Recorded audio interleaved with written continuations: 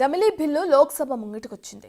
అనుకూలంగా ఎన్ని ఓట్లు పట్టాయి, వ్యతిరేకత ఎంత, ఏ పార్టీలు వ్యతిరేకించాయి, ఏ పార్టీలు సానుకూలంగా స్పందించాయి, ఇప్పుడు చూద్దాం.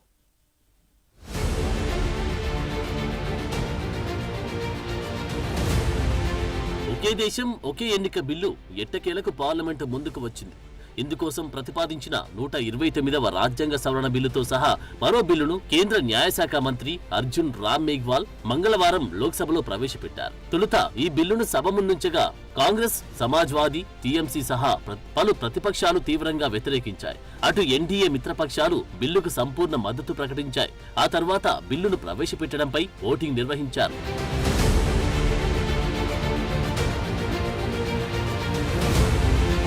జమిలీ బిల్లుపై జరిగిన ఓటింగ్లో 269 మంది అనుకూలంగా ఓటు వేయగా 198 మంది వ్యతిరేకించారు. ఆ తర్వాత జమిలీ బిల్లును కేంద్ర మంత్రి సభలో ప్రవేశపెట్టారు.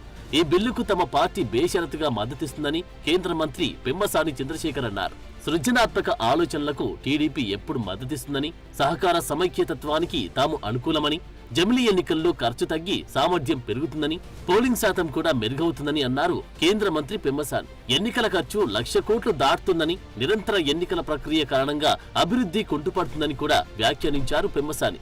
Sir, there are several advantages of one nation, one election bill. But I would like to quote four. Number one, reduced expenditure and logistical efficiency, sir. Although the official figures for the 2019 Lok Sabha elections vary, news reports estimate the Election Commission of India has spent more than 6,000 crores, sir. In 2024, the estimate of spend was more than 10,000 crores, sir.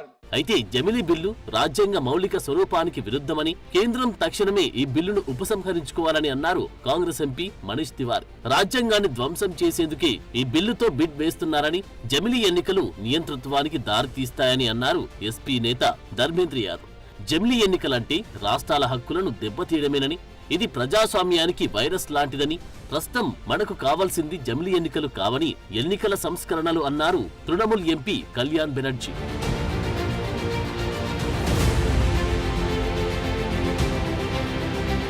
జమిలీ ఎన్నికలు అధ్యక్ష తరహా పాలనకు దారితీస్తాయని, ప్రాంతీయ పార్టీలను దెబ్బతీస్తాయన్నది Majlis MP Asaduddin comment కాగా, జమిలీ ఎన్నికల బిల్లును జేపీసీకి పంపాలని, లేకుంటే తక్షణమే ఉపసంహరించుకోవాలని అన్నారు ఎన్సీపీ ఎంపీ సుప్రియా సూలి.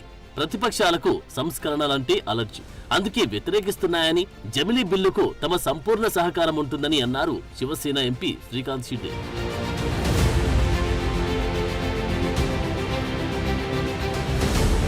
అయితే ఈ బిల్లును జేపీసీకి పంపడానికి తమకెలాంటి అభ్యంతరం లేదని, కేబినెట్ సమావేశంలో మోడీయే స్వయంగా ఈ సూచన చేశారని అన్నారు కేంద్ర మంత్రి అమిత్ షా.